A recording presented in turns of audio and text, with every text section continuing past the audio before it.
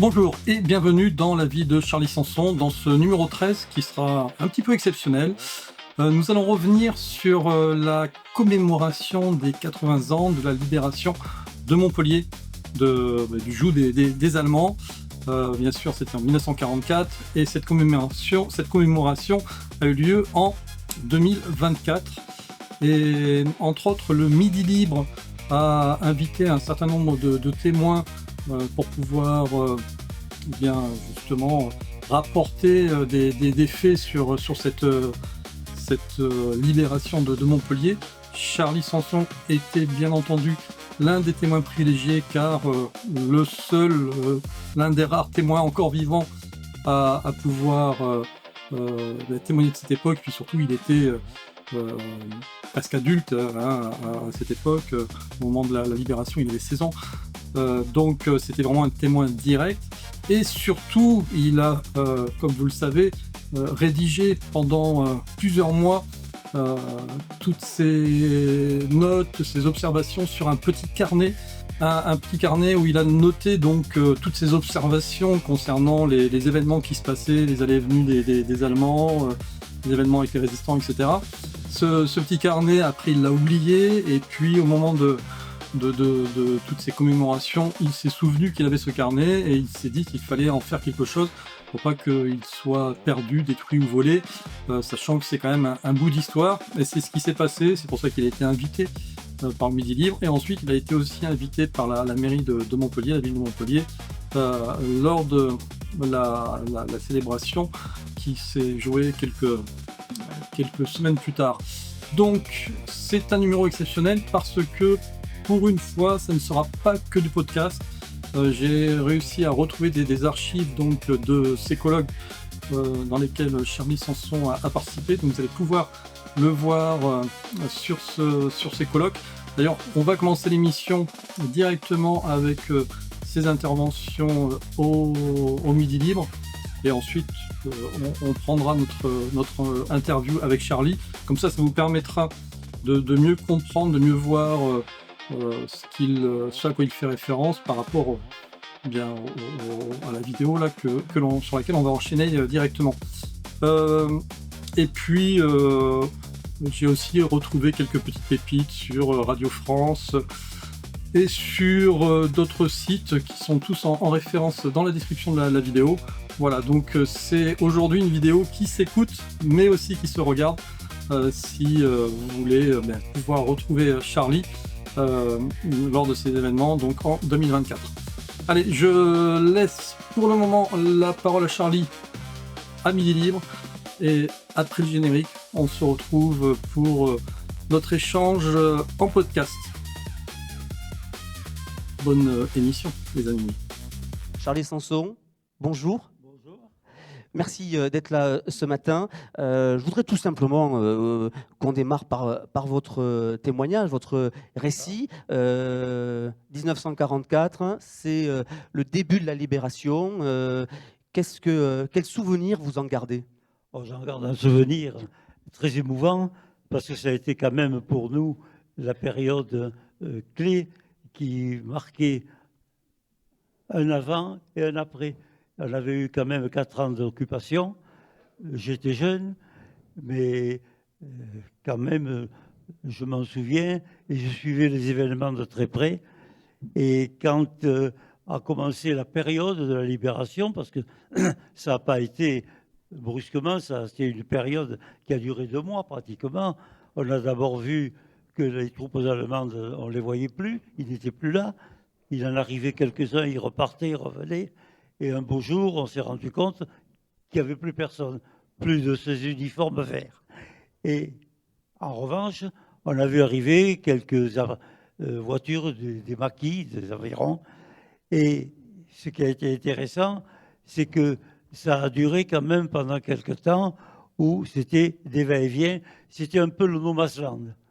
Et après, on est arrivé à la période la plus émouvante quand on nous a dit les troupes de Delattre de Tassigny ont quitté Marseille, arrivent à Nîmes.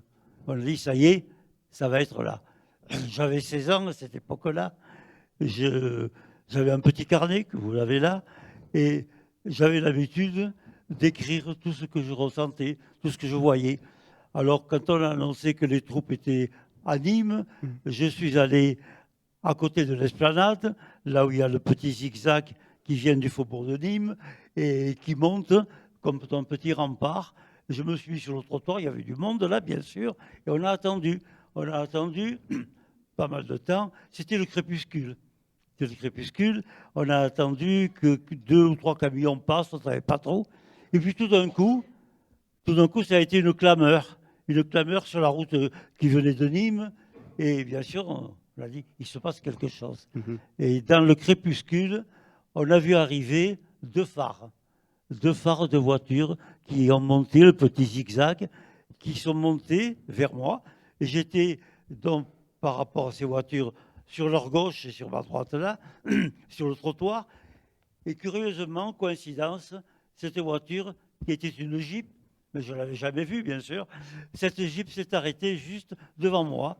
Et dans cette Jeep, là, il y avait à droite quelqu'un qui était en costume kaki, un militaire, et puis tout d'un coup, ce qui a été vraiment pour moi formidable, un costume de marin. Le costume de marin français avec le béret et le pompon. Alors c'est là que j'ai dit, cette fois, ça y est, on est libéré. Merci beaucoup, Charlie Sanson. Je vous propose qu'on l'applaudisse, s'il vous plaît. 94 ans, c'est ça? 94 ans. Comment? 94 ans, c'est ça? Vous avez quel âge? J'ai 96. 96 ans. J'avais 16 ans. 96 ans, absolument. J'avais 16 ans, mais à 16 ans, je suivais surtout les événements depuis toute la période d'occupation et j'étais vraiment très intéressé par tout ce qui se passait. Alors, j'ai tout noté. On va y revenir sur ce que vous avez noté, parce que c'est aussi ce qui nous a conduit à vous contacter et à faire de vous un de nos témoins dans ce magazine. Charlie Sanson, alors on l'a dit, on a fait connaissance parce que vous nous avez envoyé quelques photocopies d'un petit carnet qui est ici sur la table, qui date de 1944.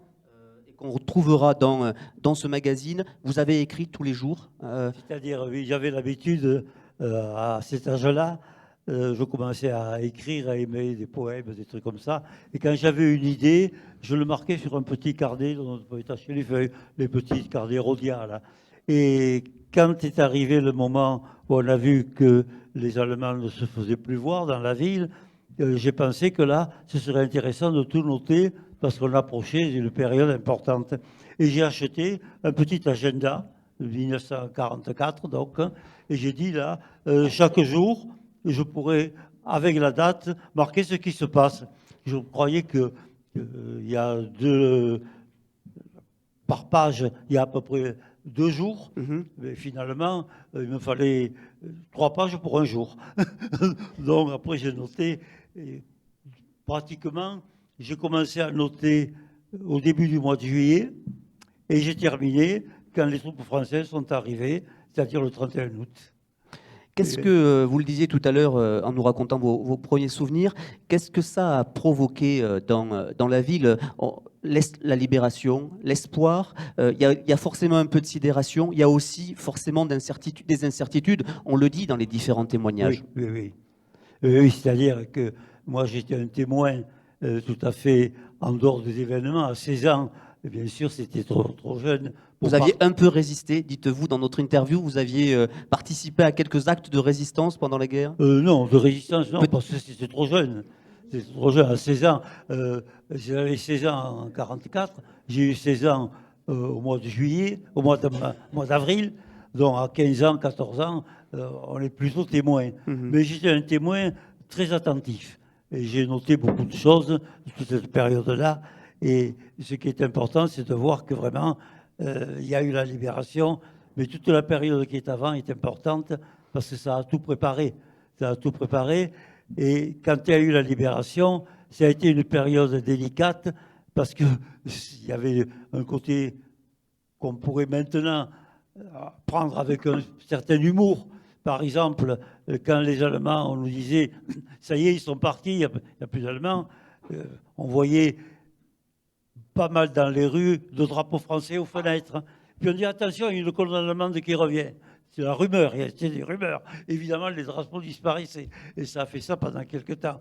On voyait quelques voitures avec dessus FFI, c'était les gens en traction avant, là, hein, les petites voitures basses, noires, FFI, on les voyait, puis les FFI disparaissaient, on voyait passer une patrouille allemande, et ça disparaissait aussi, jusqu'au moment où il ne s'est plus rien passé, ni FFI, ni allemand. C'est là que là, ça a commencé à être intéressant de tout noter. Tout noter, ça a été intéressant avec une partie dramatique, parce qu'il y a quand même eu les bombardements de Montpellier. C'est un train allemand qui est arrivé de la région de Sète et qui partait vers Nîmes, donc, et ce train allemand a été bombardé à l'entrée de Montpellier. Et heureusement, ils n'ont pas continué, parce qu'il y a eu au boulevard Rabelais plusieurs maisons qui ont été détruites. Je me rappelle, j'étais jeune et je faisais partie des équipes de jeunes avec nos bicyclettes. On faisait les agents de liaison en quelque sorte. Il n'y avait pas le téléphone, il n'y avait pas le portable, bien sûr. Donc, on nous donnait des papiers pour avertir qu'il fallait envoyer des secours ou ceci ou cela. Et on est toujours avec la bicyclette en tant qu'agent de liaison. Et le train donc allemand est parti. Il a traversé Montpellier la nuit. Il ne s'est rien passé. Et le lendemain, je montais sur l'esplanade avec des amis. Donc, on entend des bruits sourds, des bombardements ou des coups de canon, et de la fumée du côté de Castelnau-le-Cresse. On voyait que c'était vers là-bas. Et alors là, ça a été quelque chose d'extrêmement important sur le plan d'une nouveauté. Je n'avais jamais vu ça. On était à... Il n'y avait pas le coron, bien sûr.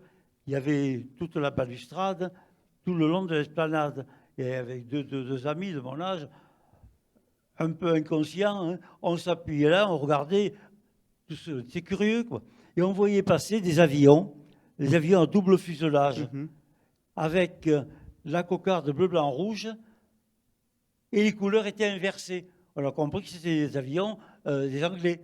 Ils passaient devant nous, presque à notre hauteur, puisque les maisons étaient plus basses en dessous. Ils passaient devant nous, ils tournaient, ils allaient bombarder ou canonner le train là-bas, ils revenaient. Et on a assisté à ça pendant au moins 1 heure. Et là, ils ont quand même fait un carnage avec ce train qui a été complètement démoli. Charlie Sanson, dans le prolongement de ce que disait Arlette Chavagneux, est-ce que vous avez eu peur au lendemain de 1944 que ça recommence? C'était pas... Non, on n'avait pas... On ne pensait pas à l'avenir sur ce plan-là.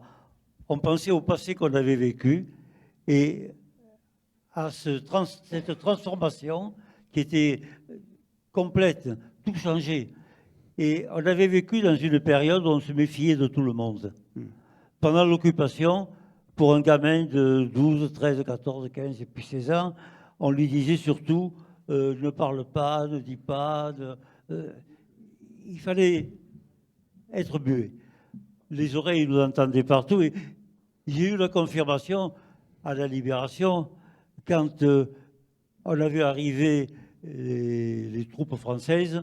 Là, c'était vraiment la libération officielle, définitive. Et puis, il y a eu des maquis. Et dans les maquis, ce qui m'a inquiété beaucoup, qui m'a beaucoup marqué, c'est que j'ai vu des gens qui, quelques mois auparavant, faisaient partie des autorités officielles. Des gens que j'avais vus avec les autorités allemandes et qui revenaient avec des maquis, avec un costume militaire et des galons. Ça m'a marqué. Ça m'a marqué et on était assez méfiants. Je crois que c'est une période où il y avait d'un côté le soulagement de la libération, le ouf, il y avait la fête parce qu'on savait que c'était fini, qu'on ne serait plus bombardé ou autre, mais il y avait la méfiance qui restait parce qu'on ne savait plus à qui on avait affaire. Il y avait des gens avec qui on parlait, on ne savait pas s'ils étaient gaullistes ou s'ils étaient collabos. C'est ça qui a duré. J'ai vu, moi, des camarades de classe, quand j'ai passé le brevet donc en 1944, je l'avais passé au mois de mai, et ça s'est passé l'été suivant. J'avais des camarades qui étaient dans des classes au-dessus de moi, qui avaient 2-3 ans de plus que moi. Je les ai vus quitter le collège, Les uns, on les a plus vus, ils étaient partis à Londres, et d'autres, on les a plus vus, sauf quand ils se paradaient sur l'esplanade en costume de milicien. En costume de milicien. Et après la libération, il y a eu une période assez sordide. On ne savait pas ce qui se passait. Il y a eu dans les fossés, qui est dans la caserne Joffre, du lycée Joffre maintenant, il y avait souvent le matin, on fusillait des collabos. Et il est certain que parmi les gens qui étaient là, il y avait des gens qui étaient uniquement ceux qui avaient paradé pour faire bien, pour se faire voir, etc. Il y avait de vrais coupables aussi. Il y a eu ce qui m'a impressionné beaucoup, le premier jour où dans la ville, sur une charrette, j'ai vu des femmes qu'on était en train de tondre. Alors là, justement, il y avait la sœur de quelqu'un que je connaissais. C'était une jeune fille qui avait eu un côté amoureux avec un soldat allemand qui travaillait avec ses parents, quoi. Et elle a été tondue. Cette fille, elle n'avait jamais collaboré. Alors, ce qui a été pénible, c'est qu'on s'est rendu compte qu'il y avait une injustice. Des collabos qui passaient à travers et qui devenaient des résistants, soi-disant, et puis des gens qui n'avaient rien fait et qui avaient des conséquences. Et quand on a 16 ans, ça vous marque pour la vie. On est en 2024 et juin ouvre une série de commémorations, de colloques, comme ce matin. On va évoquer cela dans les 2 prochaines tables rondes. C'est important, 80 ans après, de se rappeler, de témoigner comme vous le faites oui. aujourd'hui. Oui, je crois que c'est très important, parce que quand on voit actuellement, vu la culture générale qui s'est affaissée grandement en France, chez les jeunes comme chez tout le monde, quoi, on se rend compte qu'il y a beaucoup d'insouciance. On pense à des choses futiles, on a des soucis qui n'en sont pas, qui sont des petits tracas, et l'essentiel, ce qui est le plus grave actuellement autour de nous, on ne se rend pas tout à fait compte. Je crois qu'on vit presque au jour le jour, dans le quotidien, avec des tracas qui sont vraiment importants. Hein. Pouvoir d'achat et compagnie, des familles, c'est quelque chose d'important. Mais on ne le voit pas comme je le faisais à mon époque, ce côté géopolitique en quelque sorte. On ne se rend pas compte des risques qui sont autour de nous et qui nous menacent. Et à ce moment-là, peut-être, on aurait intérêt à insister là-dessus. Quand je vois la télévision, avec le côté jeu, c'est très bien. Hein, j'ai fait du spectacle toute ma vie, donc je suis pour ce côté divertissement. Mais il ne faut pas que ça prenne le pas sur quand même des choses importantes qui sont autour de nous et qu'on néglige. On néglige, quand on se rend compte qu'on est avec des gens, on parle de tout, mais pas de l'essentiel, pour moi.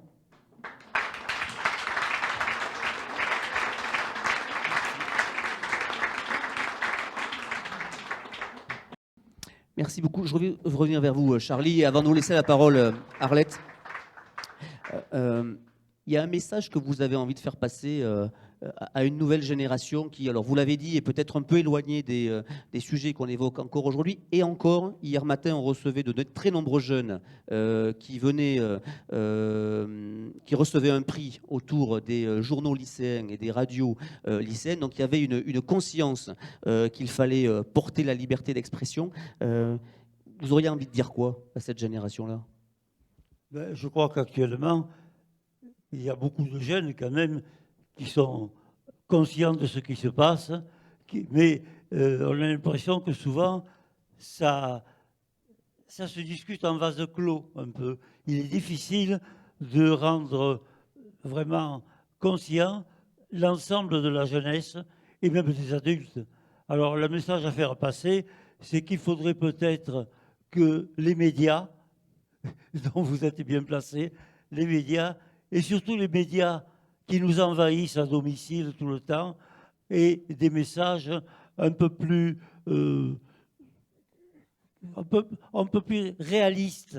Réalistes non pas pour faire de la propagande, ça tourne toujours la propagande, mais pour donner des renseignements, savoir ce que l'on risque, ce que l'on fait, Et je pense qu'actuellement, tous les jeunes, s'ils étaient vraiment mis en face des responsabilités qui sont ceux de leur génération, parce qu'ils ont hérité de générations après les années un peu folles qui ont été les grandes périodes où les gens étaient un peu dans le divertissement plutôt qu'autre chose. Ils ont hérité de ça, mais eux, ils vont transmettre quelque chose.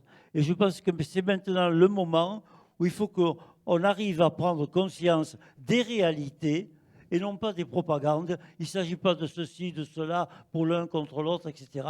Il faut voir ce qui se passe pour l'humanité tout entière. C'est actuellement un problème planétaire. Ce n'est pas même un problème de l'Europe. Ce n'est pas un problème français. C'est un problème planétaire. Il y a quelque chose qui se passe où on a d'abord l'inconscience totale envers l'avenir de la planète. On ne se rend pas compte de ce qui se passe. On nous annonce que c'est à cause de ceci, de cela, et on tâche de responsabiliser souvent des gens qui n'y sont pour rien, mais on ne se rend pas compte, parce que les gens ne suivent pas les grandes actualités. On sait très bien qu'en 1989, il y a eu des taches solaires et des explosions solaires extrêmement importantes. Ça arrive tous les 11 ans. Dans 11 ans, 22 ans, les taches solaires, ça a une répercussion sur le climat de la Terre. À cette époque-là, ça a été beaucoup plus important. On n'en a presque pas parlé. Et maintenant, on se rend compte qu'il y a des bouleversements universels. On tâche de trouver des responsabilités pour accuser les uns et les autres, mais c'est quelque chose qui nous dépasse. C'est quelque chose qui dépasse même le côté planétaire. Et donc, tout cela, il faudrait en être conscient pour essayer de trouver comment on peut faire face. Et voilà mon message, en quelque sorte. Il faudrait faire face, mais il faudrait arriver d'abord à avoir conscience des possibilités que nous avons. Voilà. Merci, Charlie Sanson. On va terminer là cette première table ronde, mais je voudrais, Charlie Sanson, que vous nous parliez de vos chansons, parce que je sais que vous avez écrit une chanson après 44, c'est ça, juste après, on vous a sollicité, c'est ce que vous racontez dans notre interview, vous avez écrit des textes, oui. Non ? Je suis rentré à la Société des auteurs dramatiques à la suite d'une revue, revue d'actualité que j'avais écrite avec Nelly Seré, qui était à la radio à cette époque-là. Et ça m'a permis, on avait fait plusieurs chansons dans cette revue, et ça m'a permis, en écrivant le texte de la revue, de rentrer à 17 ans à la Société des auteurs dramatiques. Et puis, bien sûr, il y avait des chansons dans la revue, et je voulais rentrer à la SACEM aussi. Mais à la SACEM, j'étais trop jeune. Donc, il a fallu attendre, et je me rappelle une fois, j'avais beaucoup de relations amicales avec Jean Noin, qui venait souvent à la radio à Montpellier. Et je lui avais dit que j'étais impatient de rentrer à la SACEM. Il m'avait dit, mais vous impatientez pas, moi je n'y suis rentré qu'à 32 ans. J'ai eu la chance de passer l'examen. J'ai passé l'examen quand même. C'était assez... On ne rentrait pas comme maintenant, en envoyant une chanson. J'ai passé l'examen à Montpellier, qui est parti à Paris, et j'étais admis à la SACEM le jour de mes 20 ans. Et puis après, j'ai eu l'occasion de faire, dans les années, au début des années 80, des émissions avec Paul-René Dinito à la radio FR3, pas télé, radio, les mystères de notre temps, parce que je m'occupe beaucoup de l'histoire parallèle, de l'histoire secrète souvent, et avec les mystères de notre temps, ça m'a fait rentrer en 81 à la Société des gens de lettres. Ce qui fait que les 3 sociétés d'auteurs, j'y suis maintenant. Mais j'ai commencé par la chanson. Et le jour de la victoire, notamment, en 44.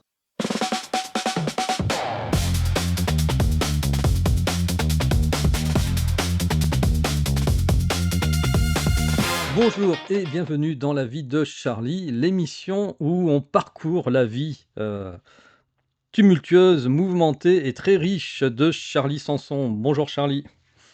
Bonjour Antoine. Comment vas-tu? Ça y est, les beaux jours arrivent, là, il commence à faire bien, là. Les beaux jours arrivent, c'est encourageant quand même. Hein. malgré l'âge, tu vois, on apprécie quand on a le printemps et surtout l'été. Exactement. Je rappelle aux auditeurs qui ne te connaîtraient pas et qui découvriraient cette émission pour la première fois, eh bien, tu as 97 ans là cette année, en 2025. Et, et donc, ça fait déjà maintenant plusieurs émissions que l'on parcourt des tranches de ta vie, des tranches de tes passions, de tes métiers.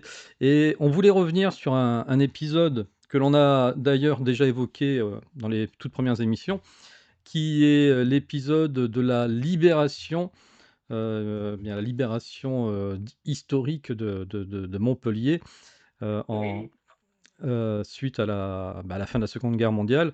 Voilà, et on voulait revenir sur ce sujet, d'autant plus que le bulletin historique de la ville de Montpellier, donc édité par les archives de Montpellier, heu, traite justement, eh bien, des 80 ans de la fin de la Seconde Guerre Voilà. Guerre mondiale, et entre autres, à cette occasion, eh bien, tu y apparais, hein, il y a tout un article te concernant, titré un Ouh là là. Charlie Sanson. C'est pas une quantité. Je vais te raconter tout ça. Et oui, et là, dans cet article, il y a écrit: «Charlie Sanson, un jeune Montpelliérain, témoin de la libération», par Pierre, Johann Bernard. Donc voilà, tu vas nous raconter tout ça. Alors, la libération de Montpellier, c'était donc en 1944. À cette époque-là, moi j'avais, en 1944, on a eu les Allemands qui étaient encore chez nous, à l'époque où j'ai passé le BEPS, le brevet d'enseignement primaire supérieur, là. On avait passé les examens du brevet au mois d'avril, je crois, oui, c'est au mois d'avril, mais ça avait été avancé avec les événements qui se précipitaient. Et donc, les Allemands, ils étaient encore chez nous quand j'ai passé les examens. Et la libération de Montpellier a commencé, on peut dire, au début du mois de juillet, le 2 juillet exactement, et s'est terminé le 31 août. Donc j'avais exactement 16 ans à cette époque-là, et je me destinais dans mon esprit à faire une carrière ou dans le journalisme ou dans l'écriture, etc. Et donc, j'étais toujours en train d'écrire, etc. Et quand le 2 juillet, ça a commencé à bouger, qu'on a vu tantôt des voitures avec les Allemands qui partaient surchargés et tantôt d'autres voitures avec écrit dessus FFI, Force française de l'intérieur. Donc ça sentait vraiment que les uns partaient, les autres arrivaient, ils cherchaient à se rencontrer. C'est un peu ça, quoi. Et finalement, j'ai dit, mais là, moi, ça m'intéresse de noter tout ce que je vais voir. Et j'ai acheté un petit carnet, un calendrier de poche, quoi. Et j'ai pensé que sur ce petit carnet, jour après jour, je pourrais noter chaque jour ce que je verrais. Finalement, il me fallait 4 pages par jour, mais enfin, ça, c'est venu après. Donc, à partir du 2 juillet, j'ai noté, quand je voyais arriver les voitures des FFI, quand ils repartaient, et qu'on enlevait le drapeau qui avait déjà été mis aux fenêtres, parce que les Allemands étaient partis, mais il y avait une colonne allemande qui traversait la ville, qui passait, donc tout le monde se terrait. Quand ils étaient passés, la FFI revenait, et tout ça, je l'ai noté à partir du 2 juillet. J'ai noté tout sur mon petit carnet. Et ce petit carnet, bien sûr, je l'ai conservé pendant toute la période, jusqu'au 31 août inclus, où vraiment ça a été la libération. Alors, j'ai noté tout ça d'une façon, on va dire, très, très, très petit, c'est tout petit. Et ce petit carnet, j'écrivais d'une façon que pour tout le monde presque, c'était illisible tellement c'était petit. Et j'écrivais tout ça, si bien que j'ai écrit la libération de Montpellier jour par jour, et pour certains jours, heure par heure. Tu vois, D'accord. ça a été mon premier reportage, en quelque sorte. Oui, carrément, oui. Et en 2024, là, j'ai vu qu'on commençait à parler de fêter les 80 ans de la libération de Montpellier. Le Midi Libre, le journal en parlait, les médias en parlaient, etc. Donc j'ai pensé à mon petit carnet. Et j'ai retrouvé ce petit carnet. Je l'ai retrouvé, donc je me suis dit, mais là, j'ai un document qui est quand même quelque chose d'exceptionnel. Il faut en profiter pour qu'on connaisse comment ça s'est passé. Dans le détail, je ne pense pas qu'on l'ait ailleurs, ce qui est exact. Mais j'étais prudent. Je ne voulais pas envoyer mon carnet à n'importe qui, parce que ça risquait de disparaître. Alors j'ai téléphoné au Midi Libre, j'ai eu le secrétariat du directeur, on m'a dit, oui, envoyez-le, le carnet, on verra si ça peut nous intéresser. Alors j'ai dit non, je ne vous l'envoie pas. Je vous garantis, c'est un document authentique, c'est un document historique maintenant, mais si vous voulez qu'on en parle, envoyez-moi quelqu'un et on verra comment on peut s'entendre pour que je vous le confie. Alors, Midi Libre, ça, le côté secrétaire de direction, ça a été comme ça. Et c'est la secrétaire personnelle du directeur, le directeur qui est Didier Viscaille, qui m'a téléphoné, qui m'a dit, écoutez, Monsieur Viscaille est très intéressé par ce que vous proposez, nous, ça nous intéresse et on va vous donner toutes les garanties. C'est moi, la secrétaire personnelle du directeur, qui viendrai chez vous pour qu'on s'entende. Ben, c'était quand même particulier. Bah oui. Donc, elle est venue chez moi et je lui ai fait voir le carnet.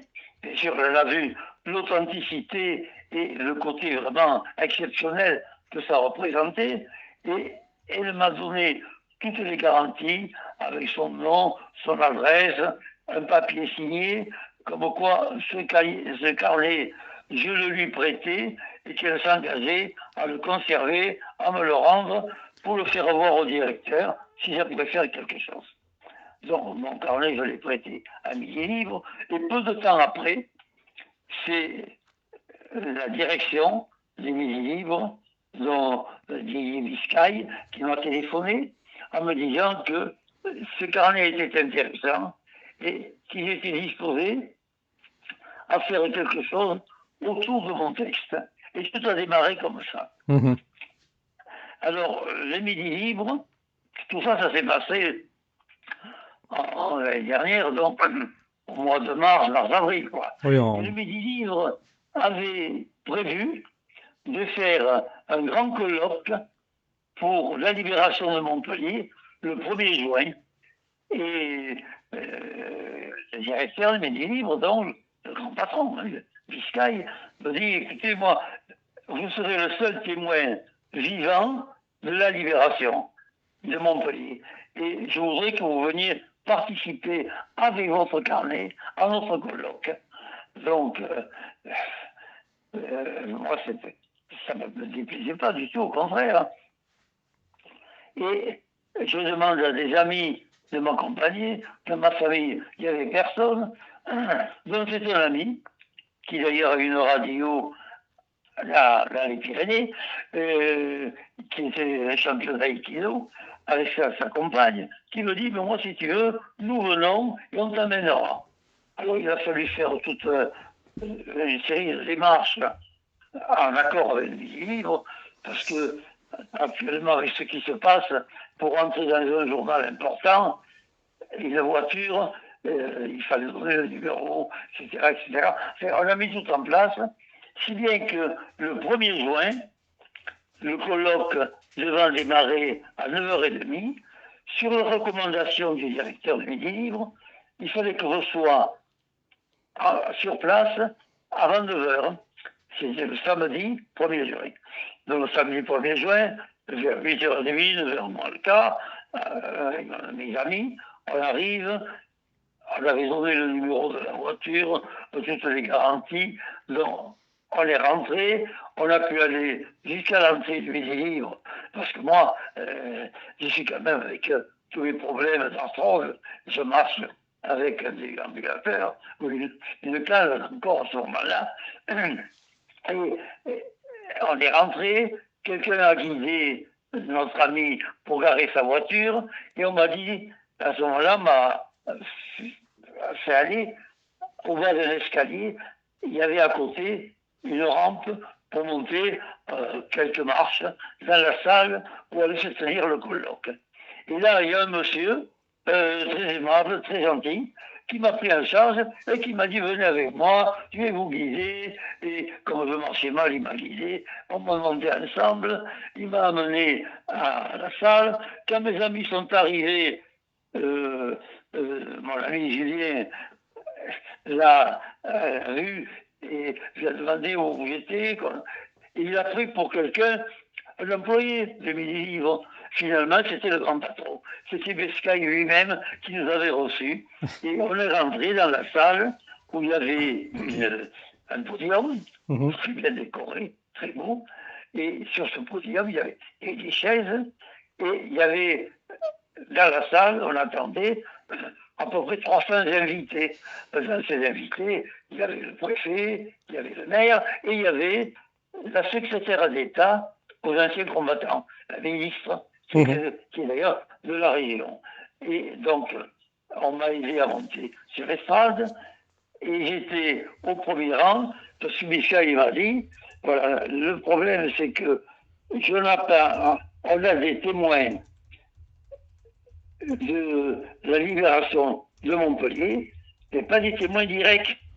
Il y avait des gens qui avaient 4 ou 5 ans lors de la libération, qui pouvaient raconter ce que les parents m'avaient dit. Oui. Donc, Biscay avait mon carnet, lui, d'un côté, et j'étais le seul témoin vivant de cette époque de 1944, avec mon petit carnet.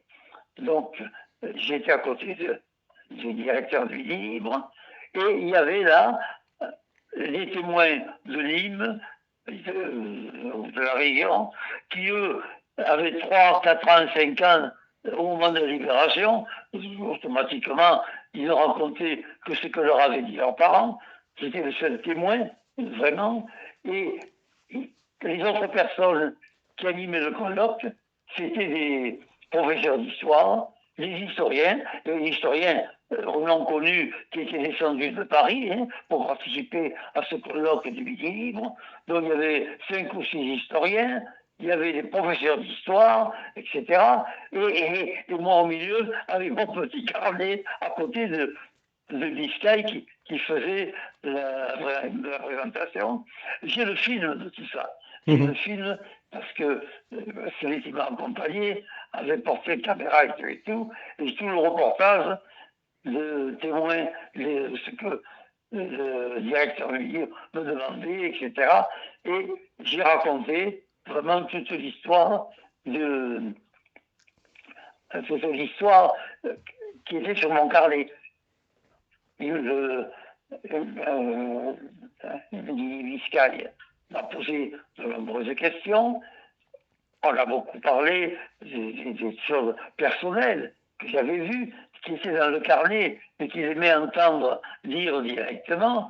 Et on a parlé comme ça pendant longtemps. Puis il a fait quelques passages avec des historiens et autres qui parlaient de la libération, mais pas en tant que témoin vivant, quoi. Et j'étais vraiment le seul témoin vivant de la libération avec ce petit carnet qui servait à mon interlocuteur, le directeur du Midi Libre, qui me posait des questions. Et vraiment, ça a été pour moi quelque chose de passionnant. Il y avait la ministre des anciens combattants. Et c'était Patricia, qui était dans la salle. La ministre chargée des anciens combattants en 2024, c'était Patricia Miralles. Miralles, qui est de la région d'ailleurs, qui avant avait été députée de l'Hérault. qui est de la région, là, qui était là, le préfet, tout le monde était dans la salle. Donc on a fait le colloque. Et donc, Charlie, dans les passages que tu as lus pendant ce colloque, est-ce qu'il y en a un particulièrement qui a vraiment bien affecté, sensibilisé les personnes qui étaient présentes? Oh ben, tout était intéressant parce que quand même le directeur de mes livres est un homme de métier et il savait d'après le carnet me poser des questions intéressantes.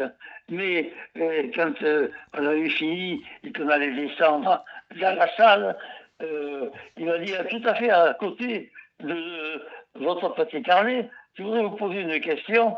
Actuellement, avec le changement climatique, on voit que les gens se disputent en quelque sorte, qu'il y a un mauvais climat, une ambiance sociale mauvaise, etc. Et qu'est-ce que vous en pensez? Alors là, il m'a ouvert une porte, je me suis régalé. Je lui ai dit, écoutez, actuellement, les gens, ils se prennent pour les maîtres de la planète. On accuse les avions. Les aviateurs, ou plutôt les compagnies d'avion, accusent les chemins de fer. Les chemins de fer accusent les voitures. Chacun accuse l'autre et on finit par accuser les vaches de faire du méthane en pétant dans les prés. Tout le monde rigolait, bien sûr. Et j'ai fait toute une tirade là-dessus. Je leur ai dit, ce que les gens ignorent, c'est que le changement climatique qu'on a aujourd'hui, c'est pas un épisode de passage. C'est quelque chose de définitif. Et quelqu'un le savait, qui n'était pas journaliste et qui vivait au XVIe siècle, c'était Nostradamus.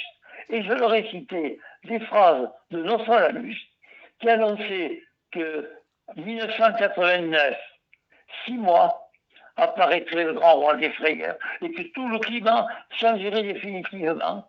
Et il annonçait donc que les taches solaires de cette époque-là serait assez importante pour modifier définitivement le climat de la planète Terre.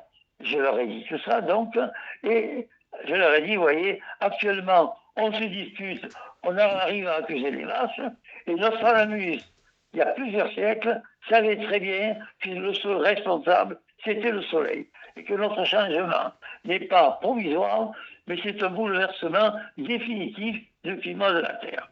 J'aime autant te dire que ça a été une acclamation dans le public. Mmh.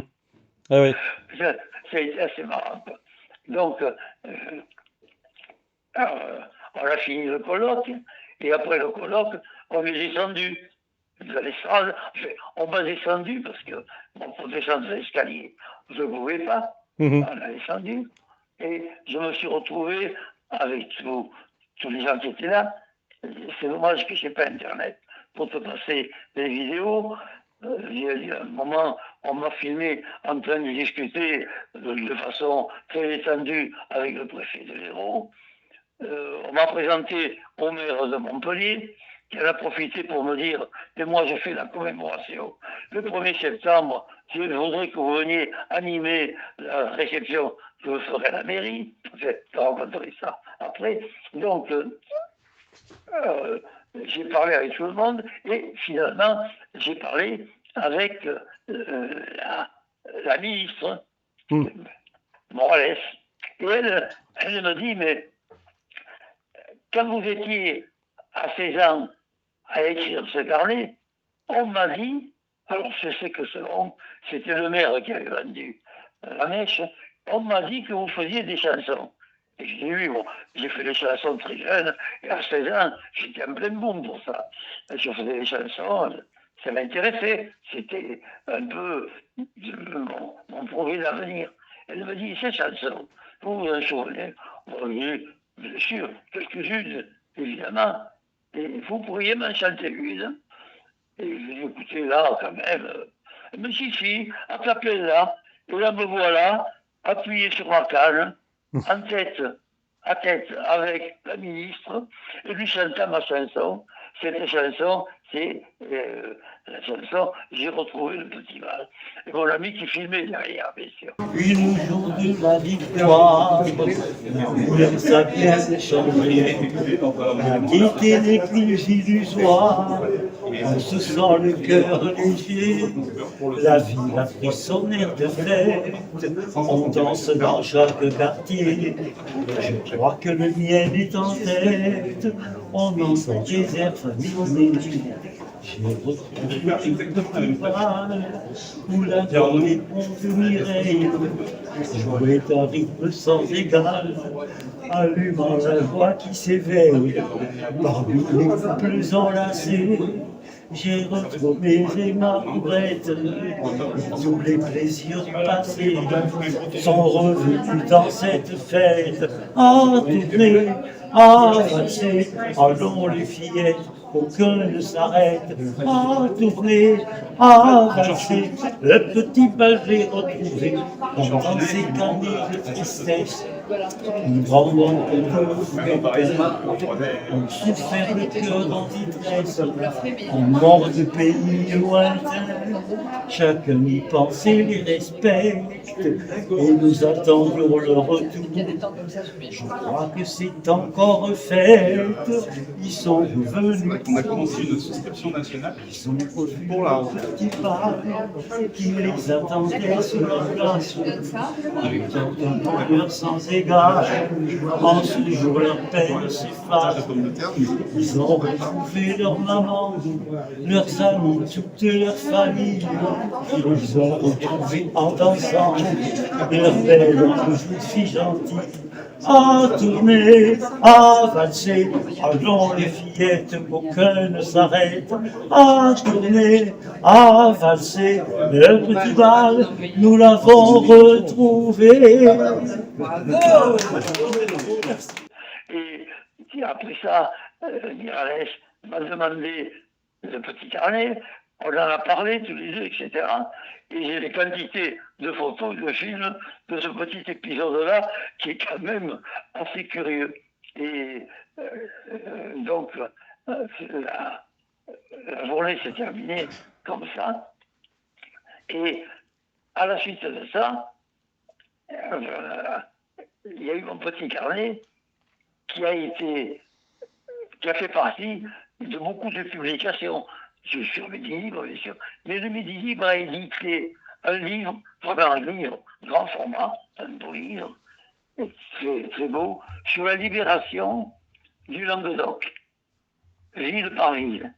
Et pour la libération de Montpellier, il y a plusieurs pages, et dans la libération de Montpellier, ils m'ont consacré 4 pages, dont 2 où on me présente l'histoire de mon carnet, ma photo sur toute la page à côté, et les 2 pages derrière, c'est des reproductions grandeur nature de pages de mon carnet, avec à côté la traduction lisible par la grosseur.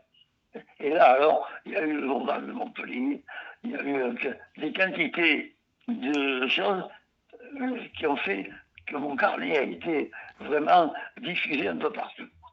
Et c'est d'ailleurs ce carnet, comme on le disait tout à l'heure, qui est repris dans les fameuses archives de Montpellier, dans le numéro 44. Alors, il faut dire que chez moi était venue la directrice générale de Montpellier, Fatima, qui est devenue une amie, et avec la directrice des archives de Montpellier. Et aux archives de Montpellier, il y avait un personnage qui est important dans les archives, et qui a traduit mon petit carnet, et qui a vraiment traduit en tapant sur l'ordinateur dans le langage normal. On puisse lire. Et là, quand ils ont produit ce numéro des archives, ils me l'ont envoyé très gentiment. Hein, et dans ce numéro spécial des archives de Montpellier, il y a 20 pages qui me sont consacrées. Ce qui est assez intéressant, amusant pour moi de retrouver tout ça. Oui, tout à fait. C'est un vrai, c'est un vrai document de toute manière historique.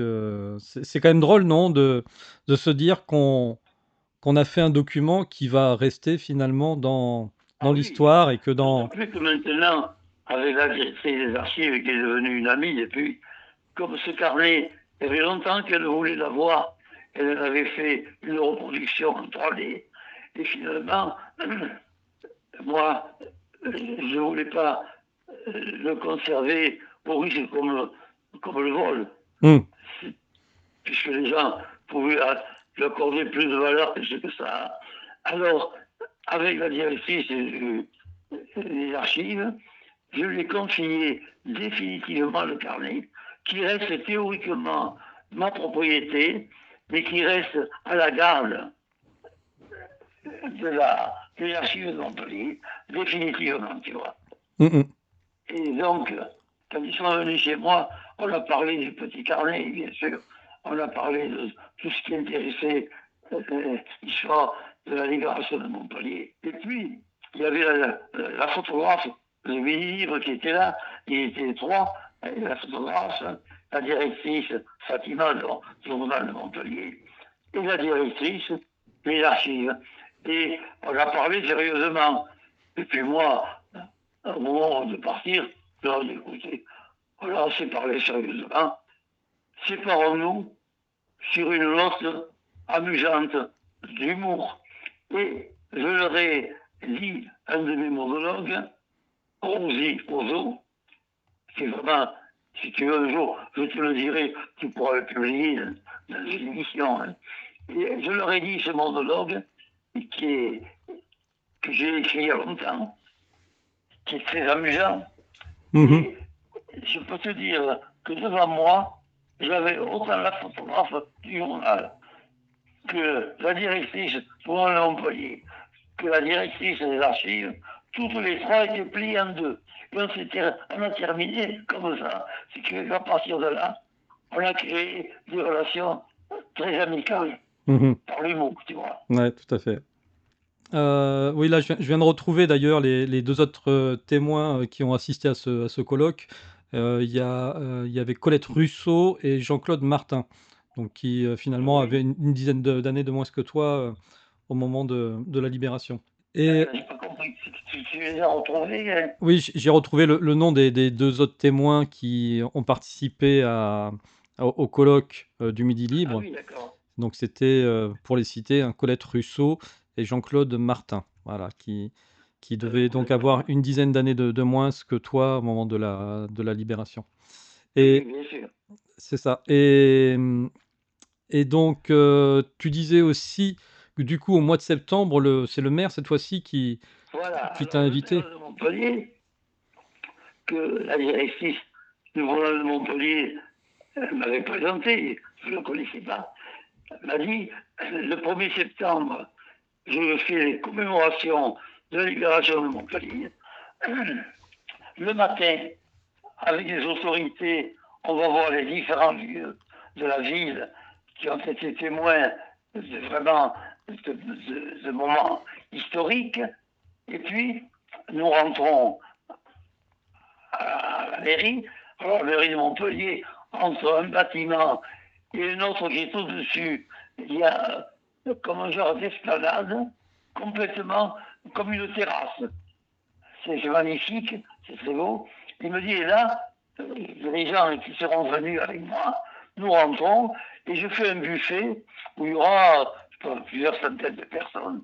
Et j'aimerais que dans ce buffet-là, vous y soyez pour justement interpréter deux chansons à vous de cette époque de la libération. Mhm. Moi, ça m'a intéressé, bien sûr. Hein. Et l'embêtant, c'est que j'avais une chanson, j'ai retrouvé le petit bal qui correspondait. Mais les autres chansons qui avaient fait cet album-là, c'était l'époque de la mode des chansons de cowboy, tout ça. Ça n'allait pas dans ce cadre. Oui. Alors, j'ai fait une chanson que j'ai appelée Le Pompon Rouge. Et la chanson Le Pompon Rouge, que tu vas pouvoir. Que je te passe donc. Voilà que je vais J'ai diffuser. fait cette chanson pour la chanter J'ai retrouvé le petit mal. Alors là, une anecdote amusante, il y avait un monde de fous, il y avait évidemment le fait que les gens avaient un buffet avec du salé, du sucré, puisqu'ils n'avaient pas mangé. Et notre ami qui m'avait accompagné, comme il avait fait pour le Midi Libre, avec sa compagne, il était là. Il y avait également notre ami, la directrice de Ronald Montpellier, qui était là. Et Julien, il s'appelle, Julien nous apportait, selon les moments, il nous ravitaillait en salé, en sucré, etc. C'était un chef directeur. Il est arrivé le moment où, avant les discours officiels, je devais faire l'intermède des deux chansons. Alors, c'était amusant parce qu'il y avait beaucoup de monde qui se mettait en cercle. Il n'y avait pas de scène, ni rien, quoi. Et moi, j'étais au milieu.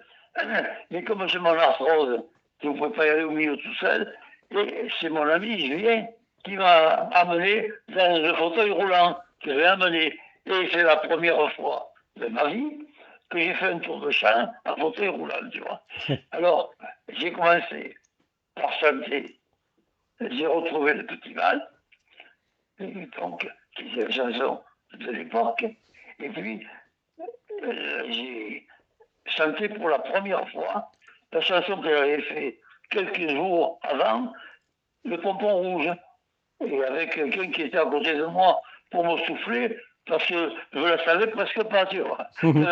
C'était récent. Et la chanson est assez longue. Donc, j'ai chanté ces deux chansons.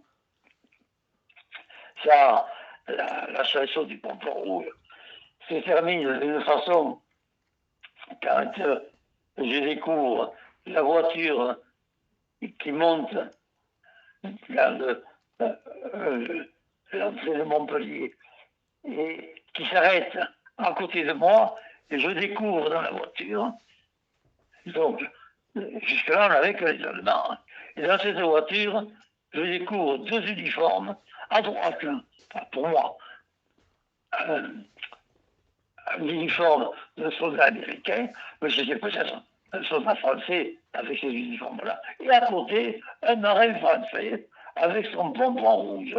Son pompon rouge. Et là, ils sont arrêtés juste devant moi. Si bien que les gens qui étaient là attrapaient le béret, se le passaient aux uns aux autres. Moi, j'ai essayé de le retenir. À un moment, j'avais le pompon dans les mains. Et donc, ce pompon rouge, pour moi, a été un peu le symbole de la libération. Si bien que la chanson se termine comme c'était au crépuscule, et je termine la chanson en disant « Le crépuscule s'illumine par la magie de ce béret. Nous crions « Vive la marine !» Ça y est, nous sommes libérés. Et je m'entends te dire que quand j'ai fini la chanson sur cette phrase-là, ça a été un tonnerre d'applaudissements, tellement été ému d'avoir raconté l'histoire de la libération de Montpellier par une chanson, puisque tu vas pouvoir la voir. Et donc, j'avais chanté deux chansons. Et à ce moment-là, les gens étaient rassemblés autour de moi et il allait y avoir les discours officiels. Alors, c'est une anecdote particulière, mais tu sais, dans les organisations, il y a toujours des moments de flottement, c'est normal. Et j'arrête de chanter le pompon rouge et les discours ne démarraient pas. Et par expérience que j'ai des spectacles, quand les gens sont rassemblés, qu'on les tient bien, là, c'est bon. Mais si on laisse un trou, j'appelle ça un trou dans le spectacle, un trou de 5 minutes, ils vont parler entre eux, ils vont se disperser, et pour les rattraper, même avec des discours officiels, ça ne va pas être facile. Et alors, ce que j'ai fait, de ma propre initiative, la fameuse histoire de Rosie Ozo, humoristique, qu'elle avait dit chez moi à Fatima, à la directrice des archives, cette histoire-là, j'ai dit aux gens, écoutez, en attendant que les autorités soient en place avec la sonorisation, le côté technique pour les discours officiels, ben, je vais terminer par un sourire, par une note d'humour, et je leur ai raconté mon histoire de Rosé, ce qui n'était pas prévu. Est-ce que tu es capable de la raconter là, ou est-ce qu'il te faut un texte sous les yeux? Je peux te la raconter, oui. Eh bien, alors, C'est assez long quand même. d'accord. Alors, ce que je vous propose, c'est qu'on va déjà écouter les deux chansons qu'a chantonné Charlie lors de ce Oui. colloque. Et ensuite, on revient. Et puis, eh bien, tu nous racontes l'histoire d'Ozzy Ozon pour. Voilà, d'accord. D'accord. Devant mon drapeau bleu, blanc, rouge, je rêvais, ne comprenant pas comment ce petit pompon rouge voulait toujours guider mes pas. Les Allemands ont disparu. Quelques dégâts restent visibles, mais plus un soldat dans les rues. Mais les vainqueurs se font attendre, et c'est un peu le No Man's Land. Le crépuscule s'illumine par la magie de ce béret. On crie, nous crions vive la marine, c'est fait, nous sommes libérés. Voilà. Eh bien, c'est vrai que ces deux chansons, elles sont vraiment délicieuses, Charlie. Et c'est un vrai témoignage du passé, même à travers ces chansons que tu nous donnes. Et elles pourraient même être réactualisées sur pas mal de conflits qu'il y a aujourd'hui sur notre planète. Mais bon, on va pas rentrer dans ce sujet. Comme on l'a dit tout à l'heure, petite note humoristique. Moi, j'aurais bien aimé que tu me racontes cette histoire donc d'Ozzy Ozon. Je vais te la raconter tout de suite. Allez.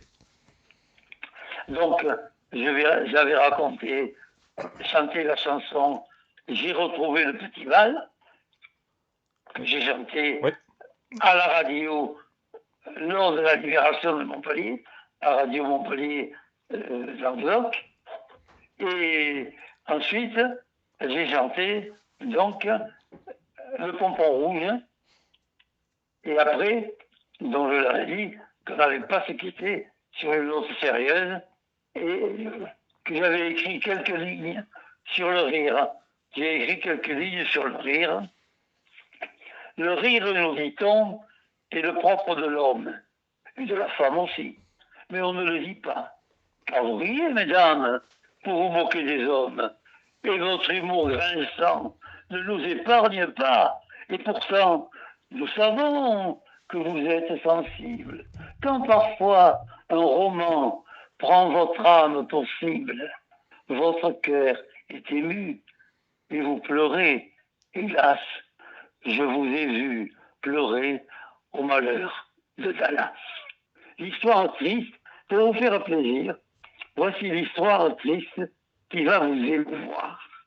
Et essuyez le rimel, sortez vos mouchoirs et pleurez sur Rosie et sur son désespoir. On l'appelait Rosie, mince comme un roseau, elle adorait Ali, qui lui disait « Allô, je n'ai pas un radis, mais j'ai un beau radeau, prépare tes abattis, nous partons en bateau. » Bien vite, elle pâlit, car elle n'aimait pas l'eau, et son Ali chéri lui revenait chéron. Voler roseau, tu pars roseau, mais ton mari n'est qu'un marron. Ils passèrent à Cadiz, il lui fit des cadeaux. Mais un jour il partit, elle dit qu'il part tôt. Elle était mal lotie, il avait pris l'auto pour aller voir Maggie qui gardait son magot. Rosie, qui fut aigrie, tant son cœur était gros, écouta symphonie jouée par Symphonie. Jolie Rosie, tu es roseau, mais ton mari n'est qu'un marron. L'histoire a mal fini, car il était finot, il jalousait Tanguy, le danseur de tango. Rusé comme un bandit, il s'arma d'un bandeau. Il prit Rosie assis la tacha au lasso. Et pour finir, Ali, le tasse sa femme Allô? à l'eau. Tu vois, et ça, c'est la réaction de tous les publics. Bah oui. Là, je leur dis, je ne savais pas que vous la connaissiez. Je tasse sa femme à l'eau. Pauvre Rosie, qui est roseau, il a sali. Mais c'est ça, l'eau. Après la tragédie de ce court trajet d'eau, Rosie, vers les midis, dans l'eau jusqu'à mi-dos, fut sauvée par Tony, le marchand de tonneaux. Elle fut bien servie, car c'était un cerveau. Ali fit par dépit un séjour au dépôt. Un jour, il a péri en buvant l'apéro. Jolie Rosie, Amoroso, près de Bercy, garde un berceau. Voilà l'histoire de Rosie Rousseau. Eh ben, c'est extrêmement, extrêmement bien écrit. Je suis très impressionné, Charlie. Et d'ailleurs, ça me fait penser à un autre chansonnier, finalement, qui était un peu dans le même style. C'est Bobby Lapointe avec Takati, Takati Takité. Qui était de Pézenas, lui, Eh oui. à côté de Montpellier. Ah, tu le connaissais à Bobby, du coup? On s'est croisés, mais je ne l'ai pas connu, vraiment. Ouais, c'est dommage parce que là, vous étiez vraiment dans le même registre, hein. Ah, mais j'ai fait des trucs pires que ça.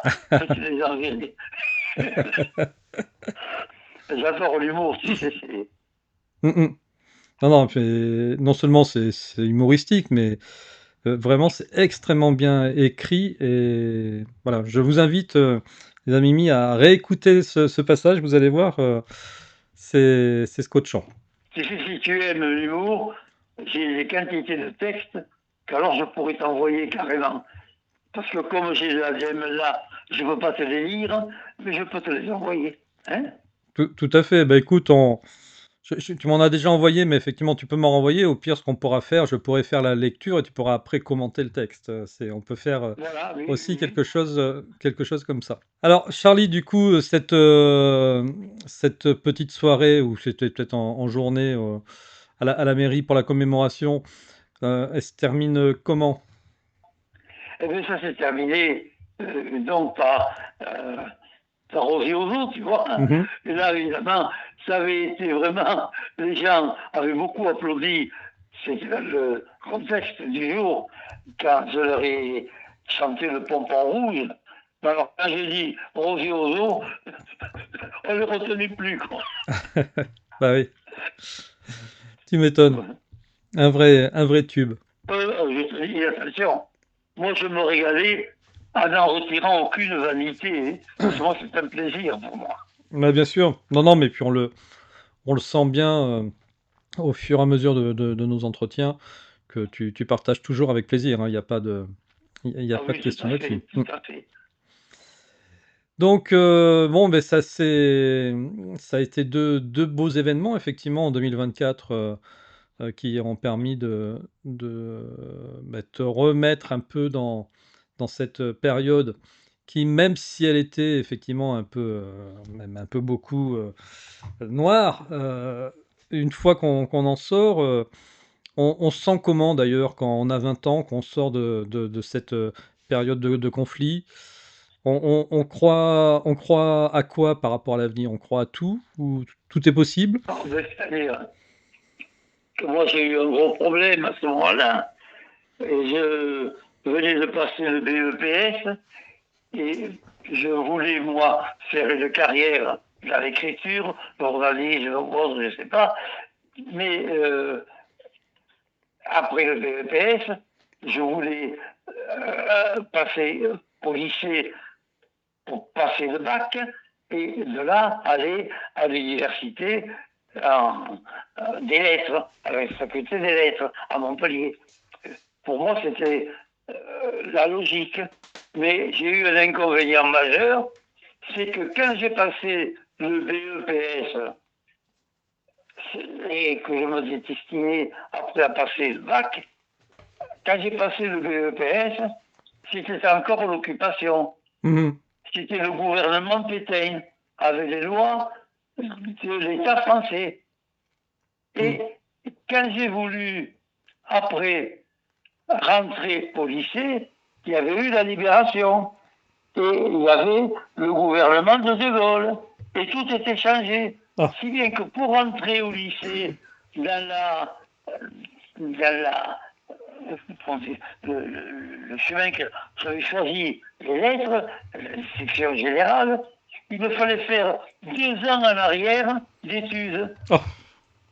Alors moi, quand même, ça m'a pas plu. C'était l'époque où vous commenciez déjà à faire pas mal de galas. Je l'ai raconté. Oui. Sa vie qui m'a fait travailler. J'avais un tour de chant à 15-16 ans qui pouvait passer avec des professionnels et rentrer au lycée, obligé de n'y rentrer que 2 ans après, pour moi, c'était pas possible. Alors j'en ai eu assez, j'ai tout envoyé bouler, comme on dit, et j'ai dit, mais maintenant, mon instruction, je la ferai moi-même, et depuis le brevet, eh bien, je suis autodidacte, comme on dit. C'était encore une... C'était aux grandes dames de mon professeur de français, un homme admirable qui s'appelait Sonal, et qui, lui, voulait me pousser dans la branche littéraire. Et quand je lui ai dit que j'abandonnais les études, là, il en a voulu, tu vois. Ouais. Et moi, franchement, je ne me voyais pas refaire 2 années que j'avais fait, rentrer au lycée, faire 2 ans, c'était... Et bon, ben, et tu vois, toute la culture que j'ai, eh bien, tout ça, c'est autodidacte. Et quand on voit les résultats que l'enseignement officiel obtient avec les gens qui ont fait des études officielles, je regrette pas. C'est vrai. Ah, c'est sûr. C'est sûr que ça a bien changé le niveau scolaire depuis ces 80 ans. D'ailleurs, t'en as quel regard sur ces 80 années qui se sont passées? Est-ce qu'elles ont répondu à tous tes espoirs ou est-ce qu'au final, tout ça c'était qu'un leurre J'ai et... eu une vie très, très mouvementée puisque j'ai fait beaucoup de choses différentes.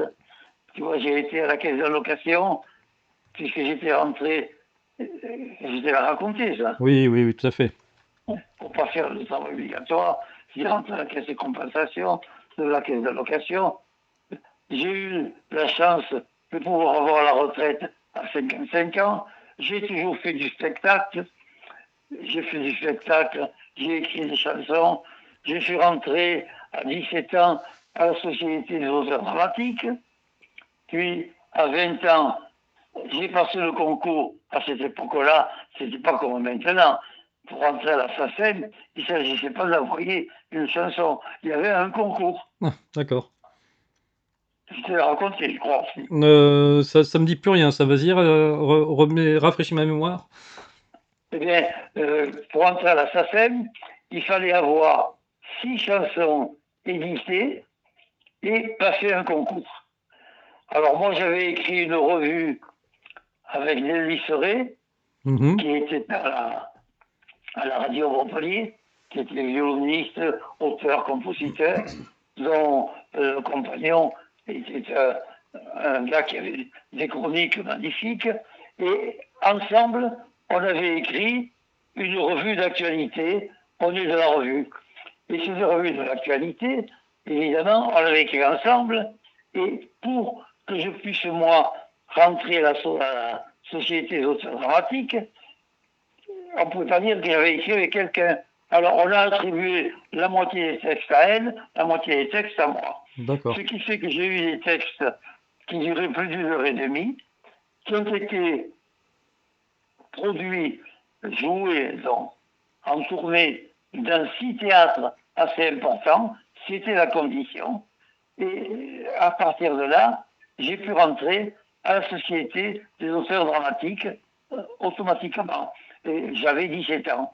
Mais pour entrer à la SACEM, il fallait avoir 6 chansons éditées et passer un concours. Donc, dans la revue d'actualité, qu'on avait écrite donc avec des liserés en, on peut dire, qui s'est joué à peu près à l'époque de la Libération, tu vois, tout de suite après la Libération. On avait joué des revues, qu'on avait joué au théâtre de Montpellier, de Béziers, de Nîmes, de Génas, Fermolero. Il y avait des théâtres assez importants pour entrer à la Société des auteurs dramatiques. Et dans la revue, on avait fait 4 chansons. Lélie Soré était compositeur, excellente musicienne. Elle travaillait d'ailleurs à la radio Montpellier-Languedoc, où j'ai fait des quantités d'émissions à 15 et 16 ans. Et donc, Lélie Soré avait composé la musique de 4 chansons, dont moi j'avais fait les paroles. Il y avait une chanson qui était le leitmotiv, ça s'appelait On les a revus. C'était On les a revus sur toute la ligne, pour ceci ou bien pour cela. On les a revus, c'est la consigne. Comment faire pour se sortir de là? C'était très chansonnier, bien sûr. J'avais fait une autre recette, hein. Quelqu'un qui rentre, on me porte le goûter, tu vois. Merci. On reprend. C'est éternel, tu vois. Ah non, mais on vit des choses marrantes, vraiment. Donc, on avait fait cette chanson. J'avais fait une chanson, puisque j'étais un peu le premier de la revue, qui s'appelait Notre Petit Bal. Notre petit bal, c'était un régal, nous dansions sous les branches. Et cette chanson, je la chantais avec ma partenaire, et on dansait cette valse sur scène. J'avais fait une chanson à la fenêtre d'un nuage. Un jour, en passant en ville, il y avait le ciel nuageux, et tout d'un coup, il y avait un carré de ciel bleu. Et ça m'avait inspiré une chanson, dont Nelly Serret avait fait la musique, un tango. C'était à la fenêtre d'un nuage, l'amour sourit qui est en sa proie, sans pitié pour les cœurs volages, qui sèment les peines et les joies. Il écoute le doux langage qui s'est dicté aux amoureux. Il voit leurs amours et leurs vœux. Il est témoin de leurs aveux. Enfin, la chanson, un tango que chantait là un chanteur de charme qui était dans la revue, qui chantait ça en duo également avec ma partenaire. Et la chanson marchait très bien. J'avais donc, on les a revus, Notre Petit Bal, le tango La Fête de Nuage, et j'avais fait une chanson avec un sketch, c'était la chanson des troubadours. Je peux te la raconter là rapidement, comment c'était dans la revue. J'ai imaginé un sketch où il y avait un troubadour qui rentrait en scène avec sa bandoline, enfin, pas bandoline, une chanson, un instrumental de troubadour, et il y avait un décor avec un balcon. Et Chavel, en tenue d'époque, bien sûr, apparaissait au balcon, et lui chantait « Ah, voici le volet troubadour qui chantait ses chansons d'amour pour sa belle. » Tu vois, et elle, en haut, lui souriait, et elle lui lançait son mouchoir.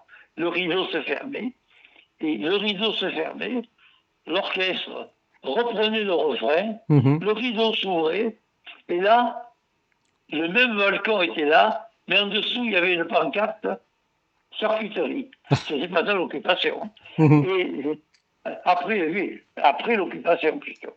Et charcuterie, il y a encore l'expression, et on voyait la belle, la Vigée-Gaubergne, sur le balcon, et moi je rentrais, et j'avais rien dans les mains, et je me mettais sur le balcon, et je lui chantais « Ah, voici, Monsieur Corrèze moderne, ah, voici le joyeux troubadour, il chantait ses chansons d'amour pour sa belle. » Elle arrivait, on regardait, et elle me lançait un jambon. Au moment où elle me lançait le jambon, il y avait un agent de ville, un gendarme, qui arrivait en tenue, qui traversait la Seine. Et moi, avec mon jambon, j'ai tenu le jambon comme une guitare, et je continuais à chanter, tu vois. Et l'autre passait, et la scène se terminait comme ça. Tu vois. C'était la quatrième chanson qu'il y avait. Donc ces 4 chansons étaient éditées, on les vendait pendant le spectacle, évidemment. Et ce qui fait que pour rentrer dans la Cité des Auteurs, il me fallait avoir 2 chansons de plus d'éditées. Donc on avait imprimé, édité, j'ai retrouvé le petit bal. Il a suffi qu'avec le compositeur se fasse une autre chanson. J'ai eu mes 6 chansons pour me présenter au concours de la SACEM. Ouais, mais ça se passait comment ce concours? C'est un concours de chant? Alors là, ça se passait à Montpellier, curieusement rue Charles-Lamance. Rue Charles-Lamance était un aviateur qui a fait la guerre de 14 Mhm. et qui est mort peu de temps avant ma naissance et qui était le cousin germain de ma mère. D'accord. C'est pour ça que dans la famille, un garçon, il fallait l'appeler Charles. Ma Mhm. mère, ça ne lui a pas plu. Elle a mis Charlie. Et à la mairie de Montpellier, on a accepté de m'enregistrer sous le prénom de Charlie, avec un Y, en 1928. Ah, Quand même, tu vois. ouais. Donc, rue Charlemagne, il y avait la Société des Auteurs de Montpellier, qui représentait Paris, bien sûr. Il y avait M. Villiers, qui était directeur. Et je présente à Paris des chansons éditées et je demande à passer l'examen. Donc, on me convoque, c'était au mois de mars, je crois, on me convoque et je vais rue Charlemagne, à la Société des Auteurs, le directeur me reçoit et devant moi, il ouvre une enveloppe qu'on avait envoyée de Paris. Et là, il y avait le thème de mon examen. Donc, il ouvre l'enveloppe et le thème de l'examen, la SACEM, le sollicite un peu en fonction des chansons qu'on avait présentées, éditées. Comme moi, il y avait un peu d'humour avec on est de la revue, tout ça, ils m'ont mis un thème un peu humoristique, ce qui m'a arrangé. Et le thème de mon examen, la SACEM, c'était donc le titre « Quand on est malin ». Et sur le titre « Quand on est malin », il fallait que je fasse une chanson selon les règles à l'époque, c'est-à-dire un même refrain pour 3 couplets différents. Donc je me suis régalé avec un texte comme ça. J'ai fait mes paroles, j'ai transmis ça au directeur qui, devant moi, l'a mis dans une enveloppe et l'a envoyé à Paris. C'est parti à Paris et le 7 avril, on peut dire 1948, la SACEM m'a envoyé l'acceptation, le diplôme, comme quoi j'étais reçu, le jour de mes 20 ans. Tu vois. Ouais. Oui, c'est pour ça, je me disais, 7 avril, ça me dit quelque chose. Ben oui, c'est ta date anniversaire. Ouais, Et oui. ouais, mais c'est incroyable. Le jour de mes 20 ans, j'ai reçu mon diplôme de la SACEM. Mais c'est parce que ça, on est bien d'accord, c'est fini tout ça. Il y a plus aucun chanteur-compositeur qui passe un examen aujourd'hui à la SACEM. Avec le concours, non, maintenant, tu envoies une chanson, tu la signes, tu l'as mis à la SACEM. Ouais, c'est ça. Ouais. C'est pas le problème. Tu envoies une cassette avec une chanson, et tu dis c'est moi qui ai fait les paroles et la musique, et tu rentres auteur-compositeur. Ouais, ouais. Oh, t'as mieux, hein? Bon, ça me dira pas. Mais c'est pour ça qu'on voit. Les chansons, il y a de très bonnes, mais il y a les autres. Il y a de tout, on est d'accord, à boire et à manger, comme on dit. Ok, bon, bah, écoute, Charlie, c'était en tout cas extrêmement intéressant de revivre bien avec toi cette commémoration des 80 ans de la libération de Montpellier, donc commémoration qui ont eu lieu en 2024. C'était très émouvant. Hein? Ben oui. Très émouvant. Oui, bah, c'est rien que le fait de t'en entendre parler, on sent que voilà, c'était quelque chose de... Quand on a fait le colloque, mes relations que j'ai pu avoir avec le préfet, le héros, avec la ministre, la secrétaire d'État. Ensuite, à la mairie de Montpellier aussi, c'est pareil. Tu sais qu'à la mairie de Montpellier, dans ma chanson Le Pompon Rouge, je fais allusion à Papon. en disant que à cette époque-là, il y avait des gens qui s'étaient résistants pour pas être condamnés. Et que pour sauver un de ces gens officiels, la politique avait fait de Pampon un préfet de police. Et on a découvert que c'était quelqu'un qui avait été dans la collaboration, tu vois. Ouais. Et quand j'ai eu fini ma chanson à la mairie de Montpellier, j'ai un petit monsieur qui venait me voir avec un uniforme que je ne connaissais pas, beaucoup de galons. Il m'a dit, je suis le général des pompiers. C'était le général des pompiers qui est venu me remercier. Il me dit, c'est rare qu'on fasse allusion à l'histoire de Papon et je viens vous en remercier. Ouais. Voilà, des petits souvenirs qui s'ajoutent, mais c'est agréable, quoi. Ouais, c'est incroyable. Ouais. Eh bien, écoute, Charlie, ben voilà, on a encore passé une très très belle émission en ta compagnie. J'espère, oui. Ouais, bah, c'est voilà, très, très émouvant de pouvoir repartager tous ces souvenirs. Donc, pour ceux qui seraient intéressés, si vous allez sur les archives.montpellier.fr, vous cherchez le bulletin historique numéro 44 de la ville de Montpellier et vous retrouverez donc bien, ces souvenirs de libération. Si tu peux l'avoir, ça tu peux l'avoir. Tout à fait. Tu peux avoir le journal Midi Libre, hein, Ouais. par la presse, tu peux le faire venir du 2 juin de l'an dernier. Tu me verras en photo sur la couverture du journal avec la ministre à côté de moi. En tout cas, Charlie, bien, on te remercie chaleureusement. Et puis, bien, on se dit à la semaine prochaine pour la suite de tes aventures. D'accord, à la suite de l'aventure. Allez, au revoir, à très bientôt.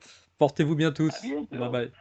À bientôt. Les cloches sonnent, la victoire a brillé dans le ciel, partout la joie rayonne, partout c'est le réveil. Les cloches sonnent, nanana, et vous maman pour vos enfants vous n'aurez plus peur maintenant. Les cloches sonnent.